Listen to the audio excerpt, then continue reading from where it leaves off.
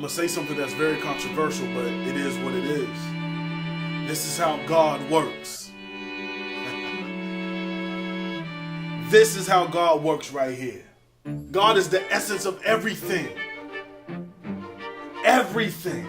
Everything that has life has God's essence in it. And what God does is,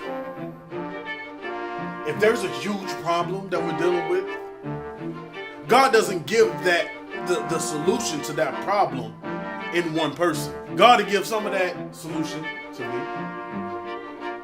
some of that solution to you, and you, and you, and you, and her, that child, the science that comes from that plant, in the novel of that author, in the drawings of that cartoonist, because God's essence is in all of it. But what happens then? That cartoonist is a Muslim. And I ain't gonna trust no Muslim. That preacher is a Christian.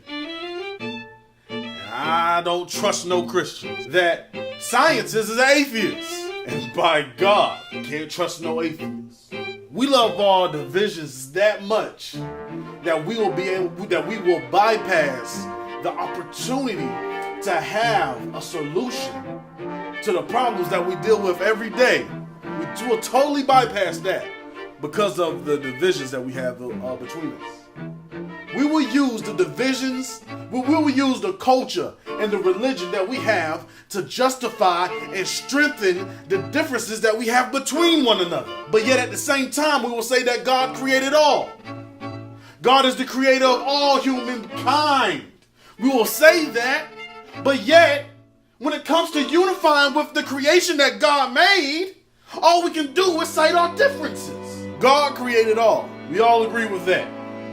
God created all. If God created all, what's the problem?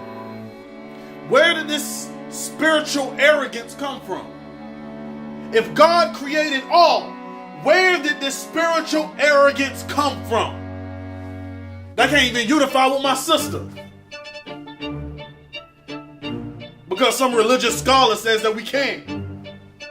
No, that is not correct. That is not correct. The Christian is needed. The Muslim, the Hindu, the pagan, the Democrat, the Republican. All of these people have value. Because we was all created from the same source. And if we was all created from the same source,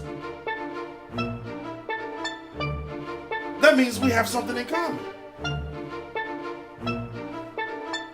Through all these differences that we make amongst each other, we have something in common. Now, why don't we try to build on that? Why hasn't anybody in these opposing factors asked, well, what do we have in common though? What can we build on common ground about? I'll tell you this. A couple of days ago,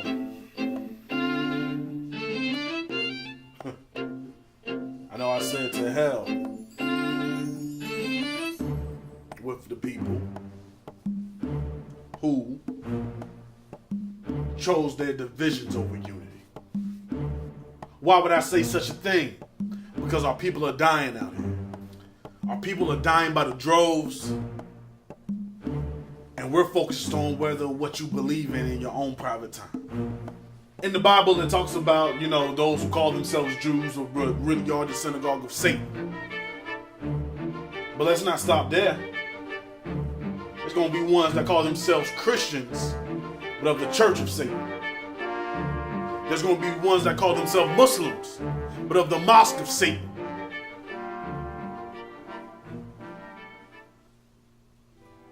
The devil out here killing our people.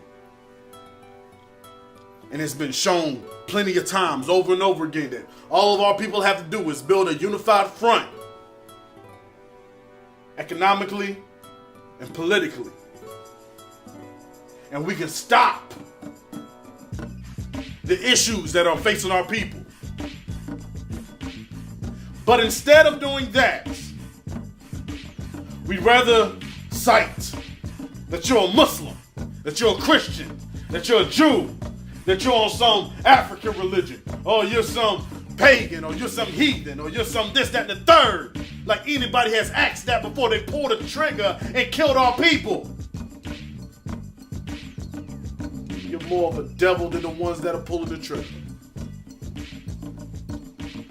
In fact, you are enabling the devil. And get thee from me.